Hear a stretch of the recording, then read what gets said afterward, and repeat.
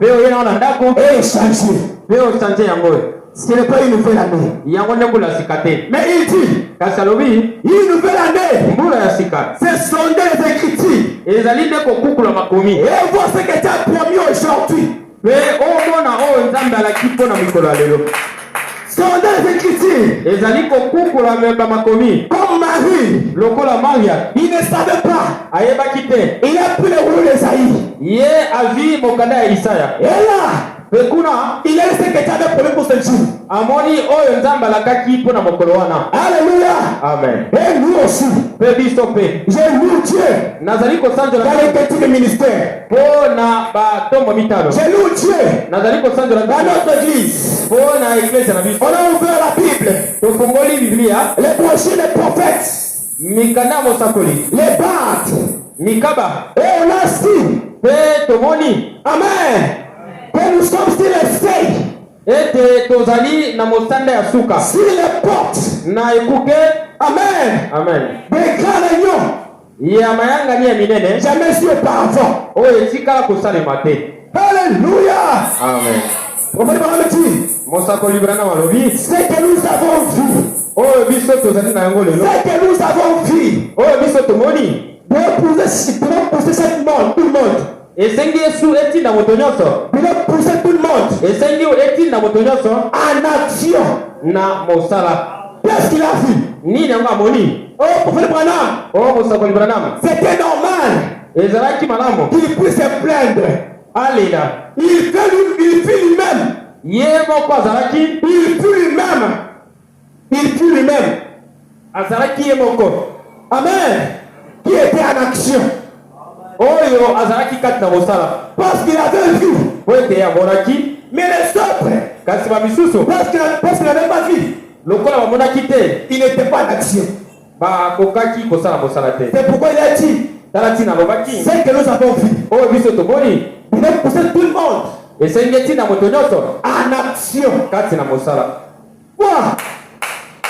Pour faire un prix, Ndeko Branham akangi. il dit, Alobi. je ne peux jamais rester de la même façon. Je ne peux jamais rester Nakoki kotikala lisusu mutu moko. de la même manière. Nakoki su kokanisa na lolenge moko te. Amen. Après avoir vu cela, Nsima na ngai komona yango. qu'est-ce qu'il avait vu? Nini yango amonaki? Il a vu le contenu Amonaki oyo ezalaki na kati du septième saut. ya elembo ya sambo. C'est qu'il a poussé en action. Yango nde etindaki ye na Il mosala. est en action. Azalaki kati na mosala. Ils ont parole parlé. Ya liobiko na kati na liloba elobami. Les actions. Lisekwa na liloba elobami. Parole parlé. Lisekwa na liloba elobami. Il est en action. Azalaki kati na mosala. Parce qu'il a vu. Po ete amonaki. Alors il a crié. Na boye agangaki. Pourquoi les autres ne sont pas en action? Mpona nini bamisusu oyo bazali na Mais mosala ce te? que nous avons vu, Biso tomoni. il a poussé tout le monde Esengaki etinda moto en nyonso action. azala kati na mosala. Alors il a prophétisé. Na boye asakoli. Il aura une convention. Ekozala na milulu moko Des réunions mayangani moko. dans les vallées de Maricopa. Kuna na lubwaku ya maringo. Là, Phoenix, Kuna na Phoenix.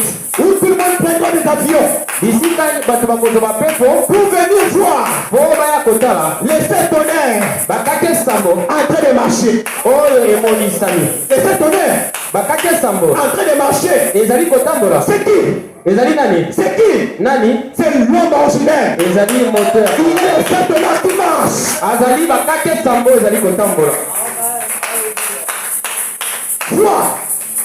Foi, Ondima. vertu, Nguya. connaissance, Boyebi. tempérance, Opolo. patience, Otema molai. la piété, Opeto. l'affection fraternelle. Bolingo na mateko. C'est l'homme originaire qui marche. Ezali moto na kalakala azali Les kotambola. sept tonnerres Bakake sambo en train de marcher avec les deux pieds. na makolo mibale. Alléluia.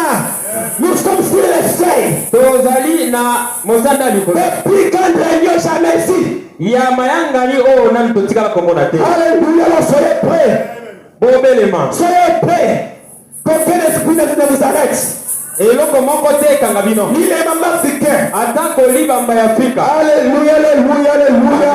L'homme originaire s'il ne peut être manifesté. Moto na kalakala etikali moki amonisama. Il sera manifesté akotalisama en 2012. Na mobu 2012. il a tenté le petit bâtiment. Akotaki na ndako moke. Et là, Kuna Dieu a ouvert son entendement. Nzambe apongoli oyebi na ye. Pour saisir le contenu du 7e jour. Poete ya simba oyo ekomamaki nelembo ya En sambo. 2014, Na mobu 2014. il a crié. Agangaki. Il a crié. Agangaki. Il a crié. Agangaki. Je suis le Saint-Esprit. Nazali molimo santo. Qu'est-ce qui se passe? Nini yango ezali koleka? Il blasphème. Azali kotuka. Non. Te. Il déclare ce qu'il est. Azali kosakola oyo azali. Comment monter au ciel? Ndenge ni oke na lola. Est un mauvais esprit. Kozalaka na molimo moka mabe.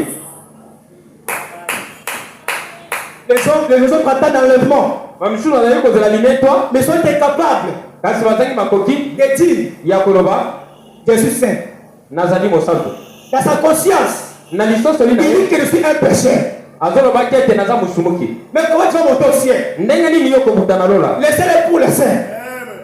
Lola ezali mpona basantu. Il dit révélation. Esengi emoniseli moko. Devait être présenté devant vous. Esengi etalisama liboso na yo. Pour vous dire, Mpona koyesa lino te. enlevez la conscience du péché. Longola lisoso lia lisumu. Tu n'es pas hybride. Yo ozali moto ya bosangani Tu te. es l'homme ordinaire. Ozali moto ya kala. Tu es le Saint-Esprit. Ozali molimo santu. Et le ciel, Mpe lola c'est pour toi. ezali mpona yo. J'ai préparé les choses. Nabongisi makambo. J'ai mis les chaises Natie batiti. sur cette chaise. Na tiki nyonso. C'est que le chacun. Nakomi kombo ya moto moko Et moko. c'est vous. Mpe ezali bino.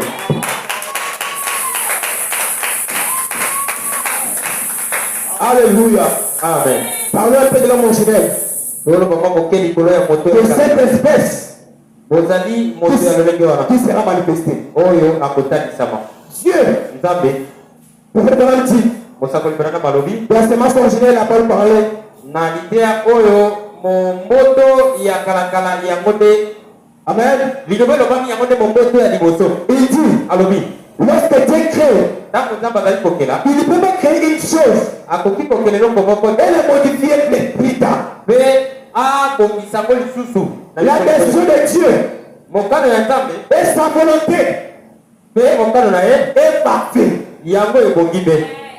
T'avais une idée. Nzambe azalaki na likanisi moko Il pensait likanisi moko de créer l'homme ordinaire. ya kokela moto ya kalakala. C'était parfait. Ezalaki kobonga mpe C'était pas ezalaki te ete pour venir le modifier plus tard. mikolo ekoya abongisa yango lisusu. Mais le péché Kasi lisumu a fait que cet homme tombe.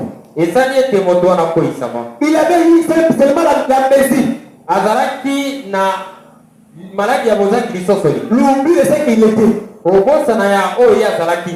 Mais un jour, Kasi mokolo moko Dieu devait lui révéler ce qu'il est. Nzambe esengaki amonisa ye oyo ye azalaki. Pour lui réveiller. Mpona alamusa ye. Alors parole de cette espèce Toloba na ntina ya bokitani que wana Dieu avait créé, oyo Nzambe akelaki qui était l'homme, oyo ezalaki moto puisque un ange. koleka mwanze. La Bible dit, Biblia elobi je n'ai jamais appelé un ange mon fils. natikala kobenga mwanze mwana na ngai te, Mais l'homme, kasi moto Dieu l'appelle mon fils. Nzambe azobenga ye mwana na ngai.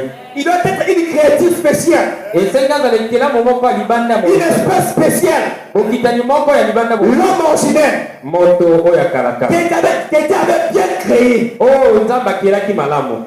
Autrement, nous avait dit dimanche passé, Lokola bayebisa biso mokolo yango elekaki, Dieu avait planté Adam Nzambe alonaki Adama comme une graine. lokola mbuma moko. Mais en lui, Kasi kati na mbuma il y wana avait plusieurs graines. ezalaki na bambuma ebele. Mais pour les manifester, Kasi mpona kotalisa il y yango avait une condition esengaki mobeko moko de les manifester ya kotalisa yango. selon son espèce. Ezalaki atalisa yango kokokana na bokitani na ye. Amen. Quelle est cette espèce? Bokitani yango ezali nini? C'est l'unique espèce que Dieu connaît. Ezali bokitani moko kaka oyo Nzambe ayebi. Quelle est cette espèce? Bokitani yango ezali nini? C'est l'unique espèce d'homme Ezali bokitani ya moto moko que Dieu connaît. oyo Nzambe ayebi. En dehors de cette espèce Libanda ya bokitani wana originelle, ya moto ya kalakala, amen, vous n'êtes pas un homme. yo ozali moto te. Cherchez un homme dans ce que tu es. Cherchez un homme Luka kongo mosusu dans ce que tu es. ya kopesa na oyo ozali. Parce que l'homme Po ete moto que Dieu connaît, oyo Nzambe ayebi c'est l'homme originel. ezali moto oyo ya kalakala. Tu dois être l'homme originel originelle. Et c'est que dans la moto à kala libandeli. Pour voir l'audace Bon arrose na makoki. de dire, Ya koloba. je suis l'homme. Nazali moto. Amen. Amen. C'est l'unique, c'est l'espèce d'homme que Dieu connaît. Ezali kaka bokitani moko ya moto. C'est l'homme originel. Ezali moto o ya kalaka. L'espèce que Adam était. Bokitani lolenge oyo Adam azalaki. Que Jésus était. Oyo Yesu azalaki. C'est l'unique espèce Ezali bokitani kaka moko. que Dieu connaît. Nzambe ayebi. En dehors de ça, Libanda na yango. Dieu ne connaît pas d'autres espèces d'hommes. Nzambe ayebi lisusu lolenge ya moto mosusu te. Parce que Dieu avait créé l'homme originel. Oyo te Nzambe nakelaki moto ya libandeli. Et c'était l'homme. Pe azalaki moto. Cet homme, Moto wana Dieu l'avait créé pour vivre. Nzambe akelaki ye po abika. Et non jamais pour mourir. Akela ete po akufa. C'est pourquoi vous faites me dire Talati na mosakoli bena malobi. Amen. Amen. Vous voyez quelqu'un dire, Umoni moto kolobaka. lorsqu'il est dans le péché, Tango azali kati na lisumu. il mange, Azali kolia. il boit, Azali komela. il s'habille bien, Azakolata quand il malamu. carrosse, Azotamba na moto. il dit que je vis. Azoloba ete nazali kobika. Vous faites dire, Mosakoli alobi. non, Te c'est la mort ezali kufa. sous forme de vie. Ezali kufa lolenge ya bomoi. C'est qu'on vit ici, Oyo tozali kobika awa. c'est la mort sous forme de vie. Ezali kufa na lolenge ya bomoi. Mais Dieu a quelque chose de spécial Kasi Nzambe azali eloko ezali qu'il avait créé. oyo akelaki. C'était l'homme originel. Ezali moto oyo L'espace pour vivre éternellement. bokitani oyo esengaki eyika seko na seko. L'homme originel. Moto ya seko na seko. Alléluia. Amen. Gloire à Dieu, alléluia. C'est l'espèce que Dieu comme les connaît. Ye wana nde bokitani oyo Nzambe ayebi. Et votre création Mpe bokelami na bino était différente de celle des anges. ekesanaki na oyo ya bamwanje. Lorsque Dieu crée les anges, Ntango Nzambe ayokela bamwanje, il les a créés par la parole. ye akelaki bango na liloba. Et c'est fini parfois. Mpe esilaki. Amen. Amen. Mais pour l'homme, Kasi mpo na moto, la lumière pole et la foi mpe mongongo se sont séparés. ekabwani. Était dit, Ye ozalaki et Dieu dit, mpe Nzambe alobi faisons l'homme notre image. tokela moto na lilingi na biso Et c'est notre ressemblance. mpe bokokani na biso. Dieu n'a pas dit ça à la création des anges, Nzambe alobaki bongo te ntango azali kokela bamwanje, mais il a dit à la création des hommes. kasi alobaki yango ntango azokela moto. Amen. Amen. L'homme a l'image de Dieu. Moto na elilingi na Nzambe. Je me pose la question. Nazali komitu na motuna. La Bible dit dans Colossiens. Biblia elobi na mokanda ya bakolosi. Amen, c'est 1 Colossiens 1:8. Je crois. Bakolosi ya liboso mokambo ya mwambe. Paul dit, Paul alobi Christ. Kristo Amen. Il est le premier de toute la création. ye azali moto ya liboso kati na bokelami ya Nzambe. Le premier né Bokelami ya liboso ebotaki de toute la création. na bokelami ya Nzambe. Amen. Amen. Alors il est l'image de Dieu invisible. Azali elilingi ya Nzambe amonanaka te. Je pose la question. Nazali kotuna mituna. Si l'épouse Soki mwasi na libala est la continuation de la création, azali bokobi ya bokeli, il est ce qui azali nani? l'image de Dieu invisible. Elilingi ya Nzambe na bomoi. En Éden, Kuna na Edene. si les lions voulaient voir Dieu, Soki balingaki bamona Nzambe, si les lions, soki mbosi alingaki bamona Nzambe, si les arbres, soki banzete, si les oiseaux soki bandeke voulaient voir Dieu, balingi bamona Nzambe, ils devaient regarder Adam. esengaki batala Adama. L'image de Dieu invisible. Elilingi ya Nzambe amonanaka te. Et ça, c'est l'épouse. Wana nde mwasi na libala. Christ le premier né, Kristo mwana ya liboso, mais l'image de Dieu invisible. kasi elilingi ya Nzambe Mais la amonanaka Bible te. dit, Kasi Biblia elobi Amen.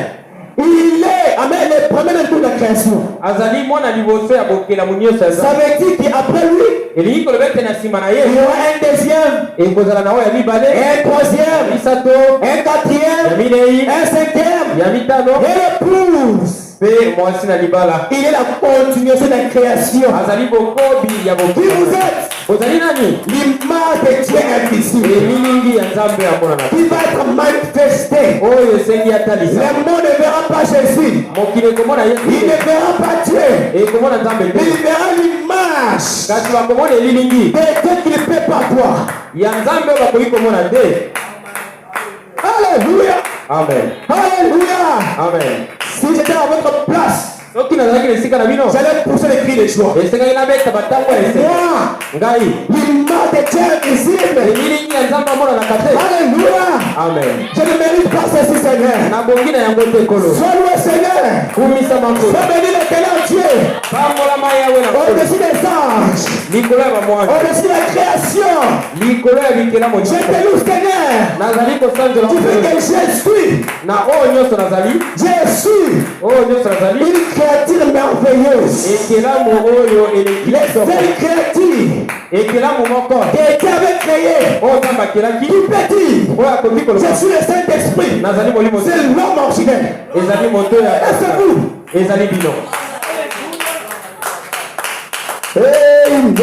Amen. Allons sur le ciel. Amen. On avance bien.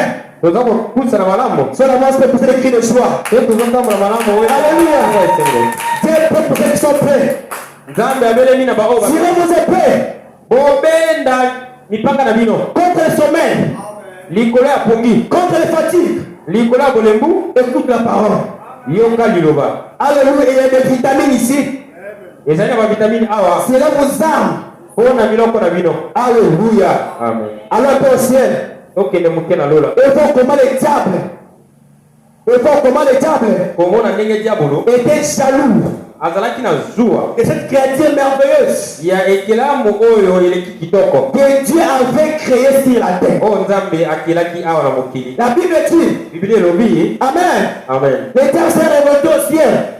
Mais qu'est-ce qui a provoqué cette révolte? Dieu a créé les anges parce qu'il était grand Elohim. Mais pour être Dieu, il devait être adoré. Il n'y avait personne pour l'adorer. Amen. Alors tu as eu une idée de créer les serviteurs. Ce sont pas les fils. Ce sont des serviteurs. Et vos serviteurs. Les anges. Ces jours-là, Dieu les a créés. Alors lorsqu'ils sont créés, ils ont commencé à adorer Dieu. Et Dieu était alors Dieu. Parce que Dieu signifie sujet d'adoration. Parce qu'il était adoré par les anges. Alors il était Dieu. Oui, mais parmi les anges, il y avait une créature appelée Lucifer. Le diable. Amen. Il était créé différent des autres.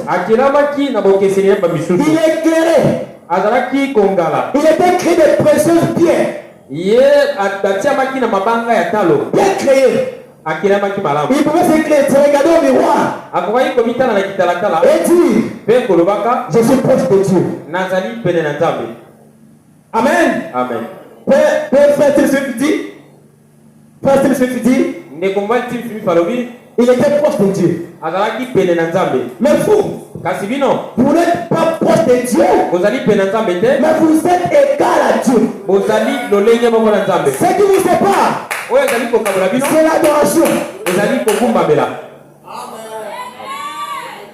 Nous on doit l'adorer, mais on est égal à lui. Alléluia. Amen. Amen. Lorsqu'on a créé Lucifer. Amen. Alors il a pensé. Comme il était proche de Dieu. Il était hérité de ce que Dieu a fait. Il oubliait que dans le passé de Dieu, il y avait des fils qui existaient. Aussi longtemps que Dieu existait. Et ça c'est l'homme. Amen.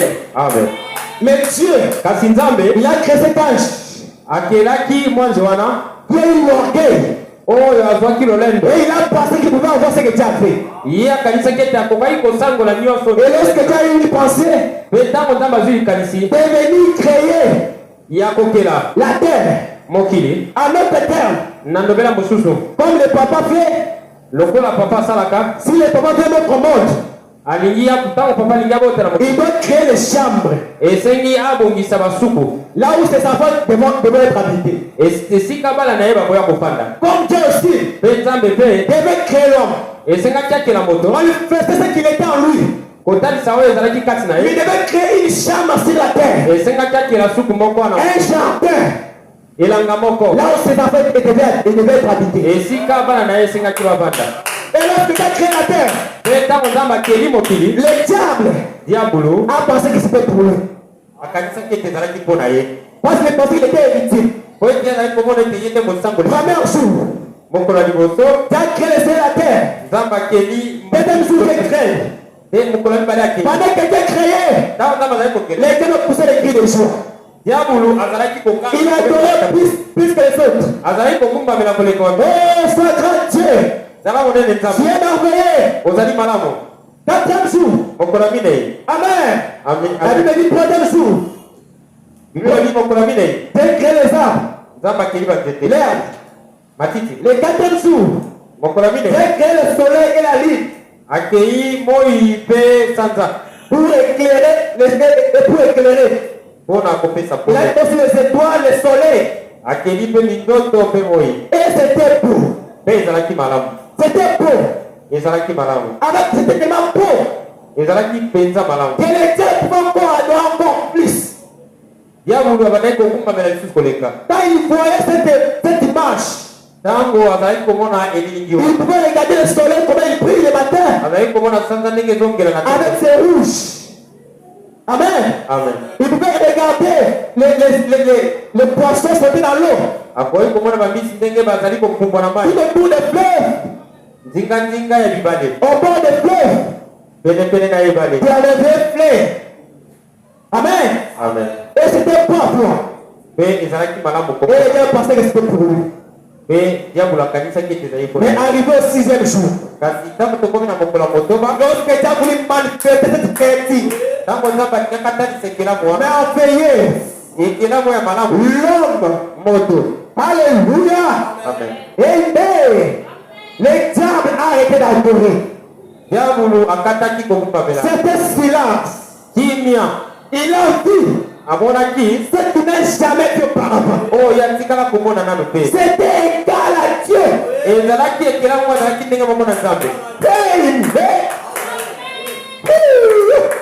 Alléluia. Et il devait arrêter d'adorer. Il est allé au ciel. Il s'est révélé. Il était jeté sur la terre. Il était jeté sur la terre. Il était jeté. Il a pensé que c'était le moment de prendre en possession de ce que possédait l'homme. Alléluia. Et ce jour-là, le diable a utilisé une espèce qui était proche à l'homme. Comme le diable, Lucifer était proche à Dieu. Il s'est révélé à Dieu. Et sur la terre aussi, il a cherché celui qui est proche à l'homme. Faites attention à l'église. Ce qui est proche aux croyants. Amen. C'est les soi-disant croyants. Ils sont proches des croyants. Et c'est le genre d'espèce que le diable utilise. Amen. Lisons Frère Jonathan dans sa prédication. Il super l'église. Super race. Super Smith. Il dit. Amen. Des autres animaux. Écoutez-moi très bien avec attention. Amen. Écoutez ça très bien avec attention. Il dit. Des autres animaux n'ont pas d'âme. Amen. Mais les serpents, il avait l'espace pour avoir l'âme. Il y a une différence qui avait tracée entre l'homme et les animaux. Les animaux ont l'esprit, le corps mais il n'avait pas de sang. Amen. Mais le serpent avait l'espace pour avoir l'âme. Il continue. Il dit, oh là là, il est vraiment proche, mais venez voir. Amen. Venez vous plus près. Vous les étudiez de médecine. Il dit, regardons dans cet espace. Regardez dans cet espace. Prenez un microscope. Regardons bien avec Jimène. Amen. Là dans cet espace, il n'y a pas d'âme. Il a l'espace pour avoir l'âme. Mais il n'a pas d'âme. Alléluia. Amen. Il ressemble à l'homme. Il a l'espace pour avoir l'âme. Mais il n'y a pas d'âme. C'est une bête brute. C'est une bête brute naturelle. Amen. Et Adam doit faire très attention avec lui. Il dit quoi? Adam doit faire très attention avec lui. Amen. Avec lui parce que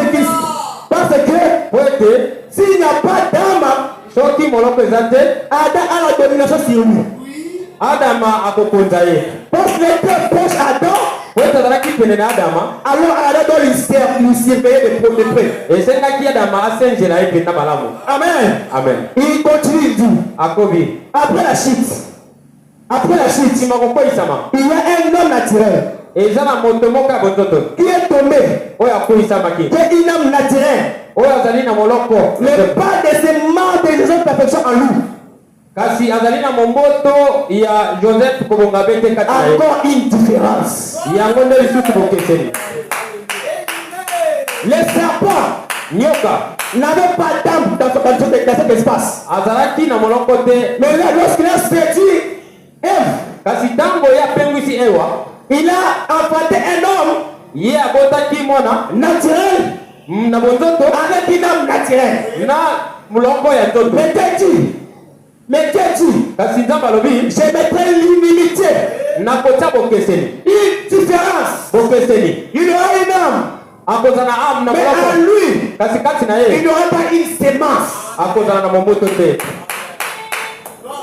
Alléluia. Amen. Vous allez crier les joies. Amen. Alléluia. Amen. Il dit, après la suite, il y a un homme naturel qui est tombé, qui est une âme naturelle, mais pas de ses mains de cette perfection en lui. Dans son âme, il dit, oh là là, on se rapproche vraiment maintenant. Avançons. L'homme naturel après la chute, il a un corps, un esprit, une âme naturelle, l'âme d'un péché. Mais si nous regardons attentivement, s'il n'y a pas de sémence dans cette âme, alors vous qui avez la sémence en vous, alors vous avez la domination sur lui également. Sous vos pieds. Chaque homme est sous vos pieds. Même Donald Trump, même le pape, avec une âme naturelle. Mais en lui, il n'y a pas de sémence à lui. Vous avez une domination sur lui. Ne craignez pas l'argent. Ils sont souvent intelligents, avec beaucoup d'argent, mais vous avez la domination sur lui. Alléluia. Il dit, regardez bien. Regardez cette espèce. Cet homme avec une âme naturelle, il aime l'atmosphère religieuse. Il aime adorer. Aussi bien que la sémence du serpent. Comme Caïn, lokola Kaina, il avait souci d'adorer Dieu, azalaki na maposa ya kosambela, de présenter les offrandes kotalisa libonza comme Abel, lokola Abel. mais il y avait une illimité. Kasi boyokani ezalaki Je mettais une illimité. nakotia bokeseni, Je mettais une illimité. nakotia bokeseni. En d'autres termes, Na ndebela si mosusu, vous cherchez le mot illimité dans le dictionnaire, so boluki kombo wana kozanga boyokani, on définit comme de temps la haine. batalisi yango lokola C'est koyina. pourquoi j'ai lu David Yango nde tina natangi Daudi qui dit, oyo azoloba, Alléluia, il dit l'Éternel Yawe n'enrage pas de la haine pour ceux qui trahissent. akozala na koyina te na baoyo bazali koyina yo. Alléluia. Amen. On n'a pas de relation Boyokani ezali te avec ceux qui n'appartiennent pas à Dieu. na baoyo bazali ya Nzambe te. Alléluia. Il dit, Amen. Amen. Alobi, Amen. Je l'ai dit parfaite haine. naini bakopenda na koyina moko ya kobonga te. Cette haine n'est pas mauvais. Amen. On le sait. Koyina wana ezali ya mabe te. On les aime Tolingi bango parce que notre nature est l'amour. po ete lolenge na biso ezali bolingo, Mais on a une haine parfaite kasi tozali na koyina moko ebongi be à cause d'une cette inimitié. na ntina ya kozanga boyokani wana bokeseni wana. On a une haine parfaite avec eux. Tozali na koyina moko ebongi be Pas de relation. boyokani ezali te. Avançons. Tokoba Alléluia. Il dit, alobi comme la semence du serpent, lokola moboto ya nyoka il n'a pas d'âme oyo azali na moloko te, parce que Caïn a adoré. Parce que Caïn a adoré. Kaina azalaki kokumbamela, Et c'était la semence du serpent. kasi azalaki moboto ya nyoka. Vous devez faire attention Esengi bokeba parce que vous avez la semence dans votre âme. po ete yo ozali na moboto na Ces lomoko na yo. esprits sont sous vos yeux. Milimo wana eza na se ya makolo na bino. Alors il crie. Na boyakangi J'aimerais que vous puissiez le cri des choses que vous allez l'entendre. na boyakangi alobi Amen. Vous allez le cri des choses qui parlent ici. Il dit, alobi vous allez savoir ce que vous êtes aujourd'hui. esengi boyeba oyo bino bozali lelo. Amen. Amen. Et vous devez savoir. Esengi boyeba Vous allez savoir bokoyeba ce que vous êtes aujourd'hui. oyo bino bozali lelo. Amen. Amen. Il dit, tout esprit Milimo nyonso sont sous notre contrôle. ezali na se ya bokambami na bino. Tout esprit dans ces messages Milimo nyonso kati na sango est sous notre contrôle. ezali na se ya bokambami na Chaque bino. esprit. Molimo nyonso. Amen. Amen. Dans cette inspiration Na kati ya pembela oyo est sous notre contrôle. ezali na se ya bokambami na Il dit, bino. je parle comme l'homme originel. naza Qui a l'autorité. oyo azali na bokonzi. Hey, hey. Alléluia, alléluia. Amen. Je parle comme l'homme originel. naza koloba lokola Ils sont sous notre contrôle. baza na se ya bokambami. Mais madame dit, ndeko Branham alobi je prends tout esprit nazwi milimo nyonso sous mon contrôle na se ya bokambami na pour bino la gloire de Dieu. mpo na nkembo na Nzambe. Alors il y avait des guérisons. Na boye Alors il y avait des délivrances. bokangola ezalaki. Nous allons parler comme l'homme originel. tokoloba lokola moto akalakala. On veut si chaque esprit m'embarque. kotelemela milimo nyonso ali ba. Alléluia. Amen. Amen. Amen. Ne soyez pas tristes bozala mawa te lorsqu'on parle des mambas. ntango bazoloba na ntina Cet libamba esprit, molimo wana c'est le diable lui-même. ezali diabolo ye moko, Ce n'est pas un démon. azali molimo La makate. Bible l'appelle biblia ebengi ye un serpent ancien. nyoko ya kalakala. Alléluia. Amen. Ça fait c'est pour vous tuer. ngenge na ye ezali mpo na koboma yo, Mais Dieu a mis en vous un antivirus. kasi nzambe ate Il peut vous blesser. ngenge oyo etelemelaka te. Mais vous allez écraser la tête. akoki kozwa yo kasi yo konya te na Cette motu. blessure, cette blessure mota na ye n'aura pas d'effet sur vous. ekozala na nguya te likolo na ye. Alléluia. Amen. Parce que vous avez l'antivirus en vous. po ete bino bozali La type de révélation. eboni Nous parlons comme l'homme originel. ezali koloba lokola moto akalaka. Nous parlons tout esprit sous notre contrôle tozwi milimo nyonso na se ya bokambami na biso par une type de révélation. na se ya emoniseli ya bitelemisa. Je mettrai l'inimitié. nakotia bozali boyo Alléluia. Oh, entre toi et la femme, kati na yo mpe kati na mwasi, entre ta postérité kati na bokitani na yo et celle de la femme. mpe na bokitani ya Il n'y mwasi. a pas de relation. boyokani eza Il te. n'y avait pas de relation entre Caïn et Abel. boyokani ezalaki te kati na Kaina na Abel. Ni entre Moïse et le temps de Corée et Dathan. À la fin, Nasuka il a tracé une ligne. Nasuka nzamba chaki mundelo. Alléluia. Amen. Il a dit à Moïse, Alobina Mose, qui parmi les peuples, loba na libota, sortez au milieu d'eux. bima na ngambo na bango. Je me souviens Nami kaniseli de cette inimitié, na kozanga boyokani wana. cette espèce d'homme naturel, Ya moto ya bonzoto, appelé hybride. o ya bosangani. Il fait la domination. Il fait la domination. Alingi akonza. Il veut le conduire aussi. Pour Corée Dathan. Alingi akamba lokola Korena Dathan. Alors tu as dit, Oyenzamba loba. oui, Iyo. c'est cette inimité qui existe. Ezali nde kozanga boyokani ezali wana. Alors je vais mettre une ligne. Na kotia mondelo. Moïse parle au peuple Mose lobela libota. de sortir au milieu d'eux. Babima na ngambo bato lolenge wana. Parce qu'ils seront engloutis vivants dans la terre. Po bango bakozipama bakomelama na mabele. Chaque esprit, Moyimo nyonso. chaque maman, Alléluia. et qui lui possède, Oyo bango bazana yango. et son peuple, Na libota na ye. qui ont des sangs naturels, Oyo bazana miloko ya mais bonzoto. pas de semences. Kasi na kati na mobote za Tu tie. vas creuser la terre. Nzamba kotimola libulu. Ils seront engloutis. Bakomelama. Alors Dieu dit au type de ministère, Boye nzamba alobi na batomo il dit mitano. au cavalier Dieu, Alobi na mutipu na boka. il dit à votre pasteur, Alobi na mokenge na bino. qui est l'église, Ganga na losambo. sortez au milieu d'elle. Obima kati na bango. N'écoute pas les mensonges. Oyoka lokuta na bango. C'est que le pasteur dit, Oyo mokenge na lobi. c'est réglé. Yango nde esukisi makambo. Alléluia. Amen. Alléluia. Laisse-moi vous lire encore une citation de Frère Jean-Antoine. Tikanga la tenge na bino sur etene ya sango Dans moko la même likambi. prédication. Na ite ya moko. Il dit, Alobi. Amen. Il dit, Alobi. il voit les arbres refléter le peuple de Dieu. Amoni banzete kotalisa libota na Nzambe. Dieu a donné l'écorce à l'arbre. Nzambe apesaki poso na nzete. Une écorce solide.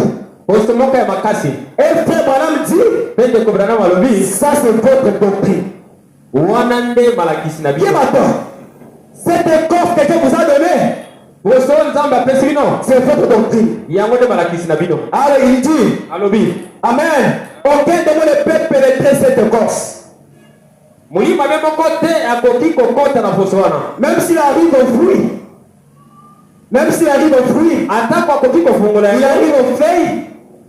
Il arrive aux feuilles. Akomi na poso. Mais l'écorce va protéger la vie. Kasi poso ekobatela bomoi. Il dit, Alobi. voilà pourquoi j'ai dit Tala tina na lobi. qu'aucun homme Moto moko te. ne dépasse vos bords. Aleka. Ne dépasse vos bords. Allez, Bimelo na bino. Amen. Mm. Qu'aucun homme Moto moko te. ne touche votre doctrine. Asimba malakisi na bino. Que personne n'enlève Moto moko te. ce que l'ange vous a dit. Oyo mwanza alobelaki bino. Laisse-moi crier aussi. Tikanga na loba. Que personne n'enlève Moto moko te. ce que le pasteur vous a dit. Alongola o mokenge na Ce bino. qui vient après du malin. Oyo ezali koya na nsima ya o mokenge na lobi ezali ya Après la kiaku. prédication, Nsima lipeya. Dieu descend. Nzambe alobi. Il part. Nzambe alobi. Il part. Nzambe alobi. Ce qui vient après, Oyo yaka na nsima pour lipeya. contredire, Mpona kotelemela. vient du malin. Eutaka epai ya diabolo. Que personne Moto moko te. ne touche cette écorce. Asimba poso oyo. Cette doctrine Malakisi oyo. protège la vie. Ezali kobatela bomoi. Même votre papa, Atako tata na yo. même votre ami, Atako moninga na yo. même les ennemis, Atako banguna. même les voisins. Atako bazalani. Que personne Moto moko te. ne dépasse le bord. alekela mindelo na yo. Que personne Moto moko te. n'enlève Alongola. ce que l'ange vous a dit. Oyo mwanzi alobeli bino. Hey! Je me sens bien. Nazali komiyoka malamu. Et faut l'entendre dire. Pe ndeko mbali kwa bana lobi. Amen. Amen. Amen. Qu'aucun homme ne touche votre doctrine. Moto moko te asimba balakisi na Que bino. personne n'enlève Moto moko te alongola. ce que l'ange vous a dit. Oyo mwanzi alobeli bino. Alléluia.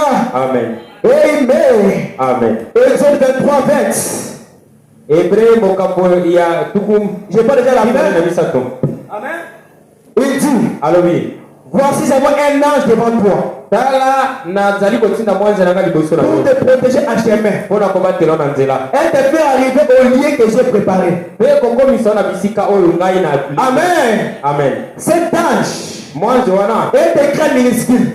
akomama na komi ya moke. Ça signifie elingi koloba un messager. Motindami. Alléluia. Amen.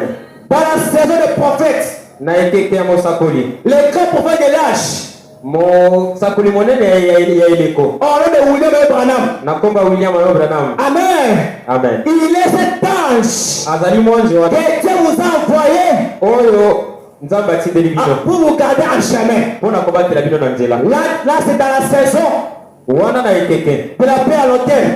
na kobengama na etumbu. La paix de Malachie 4. kobengama ya malaki ya mine. Mais Dieu ne s'est pas arrêté là. kasi nzambe asukaki wana Il a continué la course. akobaki. Dans cet âge, nous avons 3 grandes saisons. na eleko tozali na Il a continué dans la deuxième grande saison. akobaki na Amen. ebale Et il a donné l'église mpe apesaki na losambo à un puissant apôtre. ntoma moko ya nguya. C'était cet ange ezalaki kaka mwanze qui moko était dans wana la deuxième grande saison. oyo azalaki na biso na ekeke ya mibale Amen. Pour nous garder en chemin. mpona kobatela biso na nzela. Un chemin à 3 étapes. nzela ya bitele La misato. paix de Malachie 4, mbela ya malaki ya la mine, paix de l'épouse mbela ya mwasi na libala, et la paix à la résurrection. mpe mbela ya lisekwa. Amen. Mais à chaque appel, Mpe na mbela nyonso Dieu pourvoit un ange nzambe atiaki mwanze pour liboso vous garder en chemin. mpona kobatela bino na nzela. Alléluia. Amen. Afin que vous puissiez arriver à l'année que Dieu a préparé. mpona ntina ete bokoma na bisika oyo nzambe alakaki. Dans la troisième grande saison, na ekeke ya misato l'ange est dans le quartier du ministère. mwanze azali kati na batombo misato Un messager motindami avec une onction. na epakwa Amen. De sonner des critiques. ya kokukula makomi D'amener au temps présent komema yango na ntango oyo les prophéties que vous pouvez vraiment prophétiser. masakoli oyo mosakoli asakolaki. Amen. Amen. Alors, na boye tiens-toi sur tes gardes. yo mibatela azala na bokebi. Et quand l'église, mpe na losambo église attends-moi, losambo boyoka ngai Dieu a pourvu un ange aussi nzambe mpe apesi bino mwanze moko pour vous garder en chemin. mpona kobatela bino na nzela. Amen. Amen. Et dans la troisième grande saison, mpe na ekeke oyo ya misato c'était le quartier du ministère. ezalaki batomo mitano Avec un puissant signe na elembo moko ya moyanguya des vrais Éphésiens, ya fpc ya malamu des cavaliers anglais. okutipunda mboka ngeresa. Amen. Amen. Monté sur un cheval blanc oyo amataki na punda ya pembe qui est le Saint-Esprit. oyo ezali molimo santo. Quelle personne vous mente? moto moko takosa bino Il est monté sur un cheval blanc. ete ye amati punda ya langi ya kosangana Lui est monté sur un cheval blanc. kasi ye amati nde punda ya pembe. Amen. Amen. Qui est le Saint-Esprit? oyo eza molimo santo. Le Saint-Esprit molimo santo est cet ange azali mwanzi qui wana est en lui. oyo azali kati na ye. Alléluia. Amen. Pour lui donner l'onction, mpona kopesa ye papa la force, makasi les écritures makomi pour vous conduire à chemin. mpona kokamba bino na nzela. Amen. Amen. Et on se c'est pasteur Kevin Brutz. wana mokengeli Kevin Gray Et dans cette église, mpe na losambo oyo cet ange est le pasteur Jean de Dieu. mwanzi wana ezali mokengeli Jean de God. Ngoi. Amen. Amen. Tout ce qu'il y a après lui, oyo nyonso ekoya na nsima na ye doit dire ce qu'il est, ce qu'il dit. ekoloba oyo azali koloba. Si c'est le contraire, soki ekomi koloba oyo etelemeli oyo alobi c'est l'esprit de Mamba. ezali molimo ya libamba. Alors je vous dis ce matin, yango nazali koyesa bino atonga lelo chaque esprit est sous vos pieds. milimo nyonso eza na se ya makolo na bino. Alors Dieu dit, na boye nzambe alobi Amen. J'avoue un ange devant toi, nakotinda mwanze moko liboso un na yo messager pour garder l'église.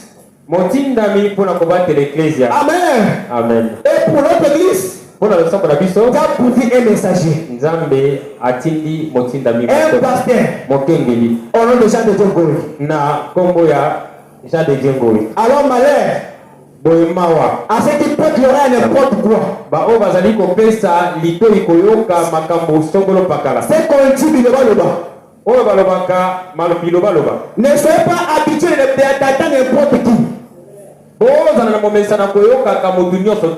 pas de relation avec la semence du serpent. Ce n'est pas un frère, mais c'est un esprit. Alléluia. Amen. Oh, gloire à Jésus. Amen. Amen. Alors Dieu donne conseil. Amen. Amen. Dieu aussi te garde à sa présence. En d'autres termes, écoute sa voix. En d'autres termes, Dieu aussi te garde. Soyez humble devant lui. Et de révérence. De l'humilité. D'obéissance. Et ça, c'est l'attitude que Dieu nous conseille d'avoir dans sa présence. Il dit écoute sa voix. Ne lui résiste point. Parce qu'il ne pardonne pas vos péchés. Le péché signifie l'incrédulité. Afin que le pasteur dit, si tu ajoutes ou si tu rétranches, il devait dire de cette façon. Il n'a pas dit ici ainsi. Mais là-bas on a dit comme ça. C'est l'incrédulité en action. La Bible dit, il ne pardonne pas vos péchés. Ce n'est pas lui. Parce que l'Éternel est en lui. C'est la Bible qui le dit. Ne lui résiste point. Amen. Amen. Amen. Amen. Écoute sa voix. N'ayez pas d'incrédulité. Car mon nom est en lui. La Bible dit, car mon nom est en lui. Amen. Que personne n'enlève ce que l'âge vous a dit. Que personne n'enlève ce que le pasteur vous a dit. C'est pourquoi Paul dit dans Galates 8.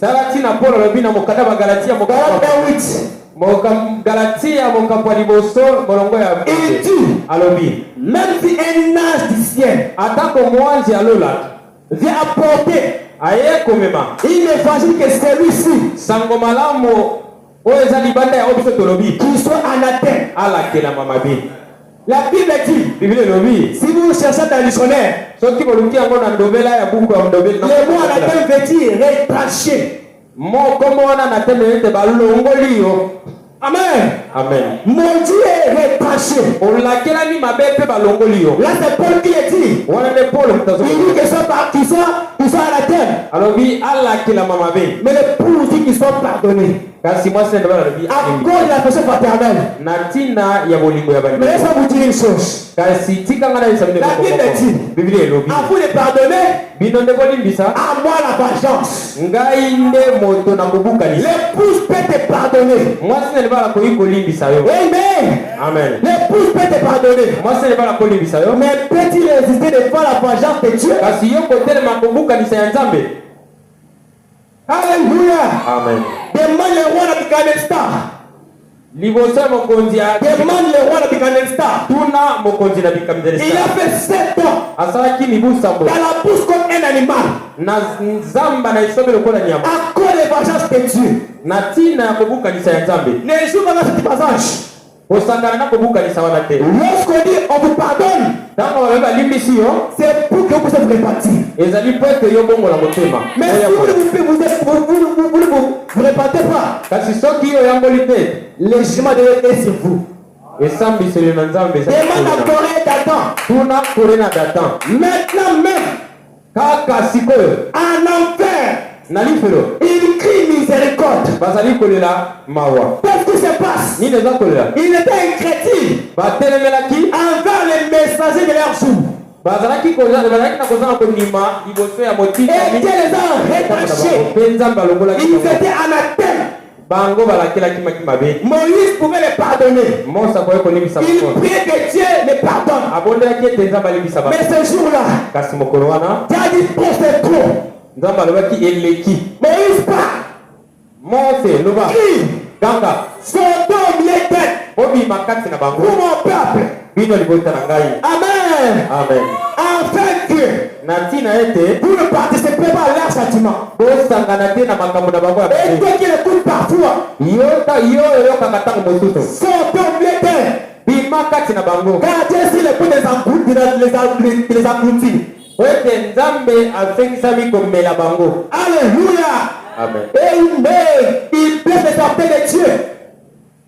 Il blesse les orteils de Dieu. Je me suis toujours posé la question. Si la Bible dit, Amen. Amen. Si la Bible dit, lorsque quelqu'un est sauvé, il y a de la joie au ciel. Les anges chantent. Dieu est en joie. Dieu est en joie. Mais quelle sera l'attitude du ciel lorsqu'on retranche de lui qui n'a? Et que toi tu es le sujet. Tu parles parlement du pasteur.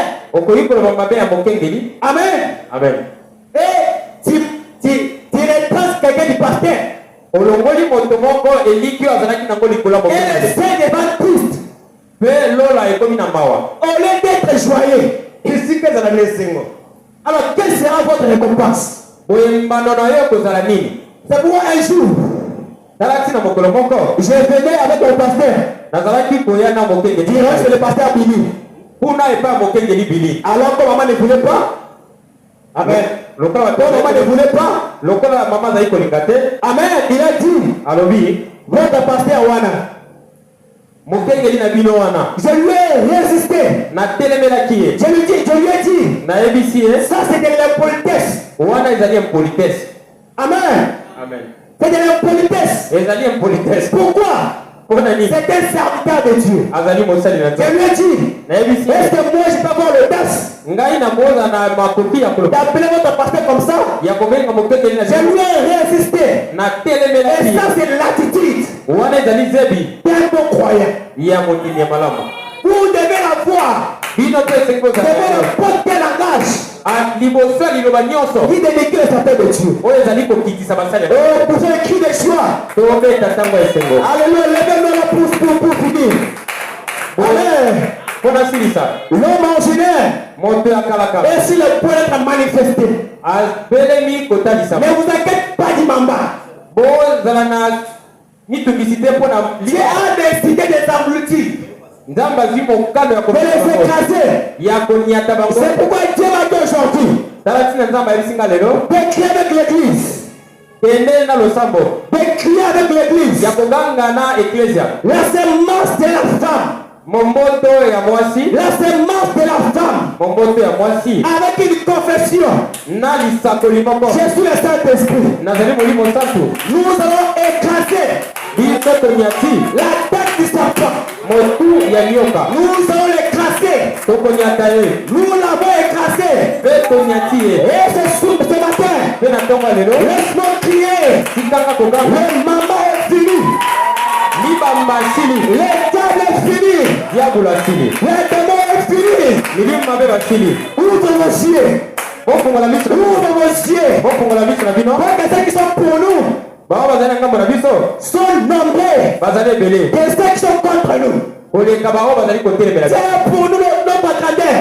Il est notre force. Il a dit, je ne vous abandonnerai jamais. Je ne vous laisserai jamais. Je suis l'éternel Dieu qui est votre force. Il est la force qui est en vous pour écraser la serpent, pour détruire les diables, pour le finir. Et ce matin, tournez vos regards et voyez la manifestation de l'homme ordinaire. Il parle comme Dieu. C'est l'homme à l'image de Dieu. L'image de Dieu invisible. Le monde ne verra pas le 2026. Le monde ne verra pas le 2026. Mais il va vous voir. Les sept honneurs. Marcher avec deux pieds. Les sept vertus. Chaque vertu du vent avec qui? libongi moko mongongo ebikisami dans l'épouse. kati na mwasi na libala. Oh, que Dieu vous bénisse. Nzambe apambola bino. Hey, mais je mettrai l'humilité. Il n'y a pas de relation. Écraser, c'est pas sous vos pieds. Et manifester Christ. C'est la dernière épreuve. Mais Dieu vous a déjà préparé avant le commencement du monde pour l'écraser, pour vaincre ces tests et manifester Christ. Que Dieu vous bénisse richement.